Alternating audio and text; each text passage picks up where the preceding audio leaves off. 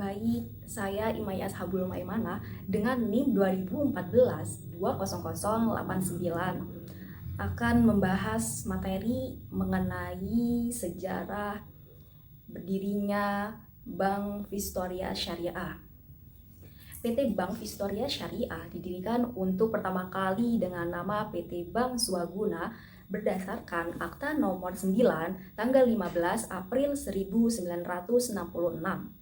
Lalu akta itu diubah menjadi Perubahan Anggaran Dasar Nomor 4 tanggal 5 September 1967 yang telah disahkan oleh Menteri Hukum dan Hak Asasi Manusia.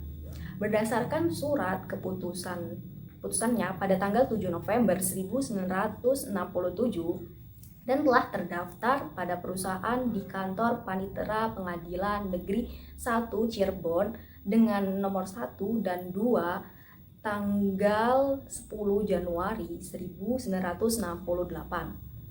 dan diumumkan dalam Berita Negara Republik Indonesia nomor 42 tanggal 24 Mei 1968. Selanjutnya PT Bank Swaguna diubah menjadi PT Bank Vistoria Syariah sesuai dengan Akta Persyaratan Keputusan Pemegang Saham nomor 5 tanggal 6 Agustus 2009 yang dibuat di hadapan Eni Rohaini SHMBA, Notaris Daerah Khusus Ibu Kota Jakarta. Yang terakhir, Komalasari dengan NIM 2014-20100 akan melanjutkan sejarah Bank Vistoria Syariah. Perubahan anggaran dasar tersebut ditunjukkan untuk merubah pasal 10 ayat 3. Perubahan tersebut telah diterima dan dicatat dalam database Sistem Administrasi Badan Hukum Departemen Hukum dan Hak Asasi Manusia tanggal 29 Juni 2010. Perubahan kegiatan usaha Bank Vistoria Syariah dari Bank Umum Konvensional menjadi Bank Umum Syariah telah mendapat izin dari Bank Indonesia berdasarkan Keputusan Gubernur Bank Indonesia tanggal 10 Februari 2010. Bank Vistoria Syariah mulai beroperasi dengan prinsip syariah sejak tanggal 1 April 2010. Adapun kepemilikan saham Bank Vistoria pada Bank Vistoria Syariah adalah sebesar 99,99%. Jadi, untuk modal awal berdirinya PT Bank Vistoria mengakuisisi 99,99% saham Bank Sewaguna dan mendapatkan persetujuan Bank Indonesia pada tanggal 3 Agustus 2007.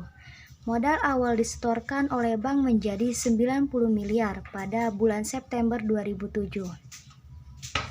Dukungan penuh dari perusahaan induk PT Bank Vistoria Internasional Tbk telah membantu tumbuh kembang Bank Vistoria Syariah yang selalu terus berkomitmen untuk membangun kepercayaan nasabah dan masyarakat melalui pelayanan dan penawaran produk yang sesuai dengan prinsip-prinsip syariah serta memenuhi Baik, saya Unika Permatasari dengan NIM 2014-2083.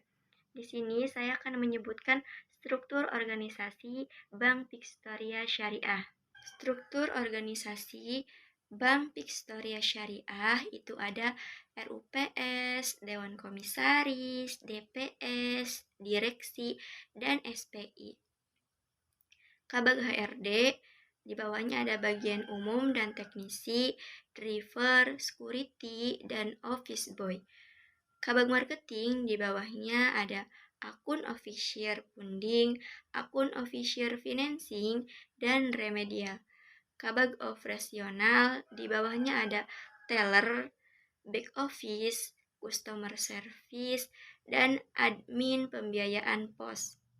Baik, saya Salwa Rizkia Sulaiman dengan NIM 2014-2010-8 akan membahas tentang produk-produk yang terdapat di Bank Vistoria Syariah.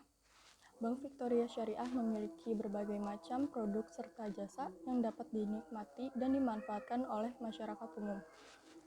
Pada produk-produk Bank Vistoria Syariah terdapat kategori pembiayaan dan pendanaan. Dalam pembiayaan terdapat KMG. KMG ini fasilitas pembiayaan kepemilikan barang multiguna untuk kehidupan konsumtif yang diberikan kepada nasabah perorangan dengan akad murabahah. Yang kedua terdapat komersial. Pembiayaan komersial ini pembiayaan produktif untuk usaha komersial dengan menggunakan akad jual beli dan bagi hasil yang sesuai dengan syarat dan ketentuan yang berlaku. Lalu yang ketiga terdapat KPM. KPM ini fasilitas pembiayaan kepemilikan mobil untuk kebutuhan konsumtif yang diberikan kepada nasabah perorangan dengan akad murabahah. Lalu ada KPR.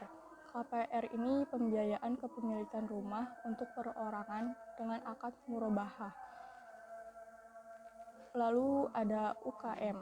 UKM ini pembiayaan investasi usaha dan modal kerja dengan pembayaran angsuran bervariasi tergantung dari jenis produk yang diberikan kepada pelaku usaha dalam skala.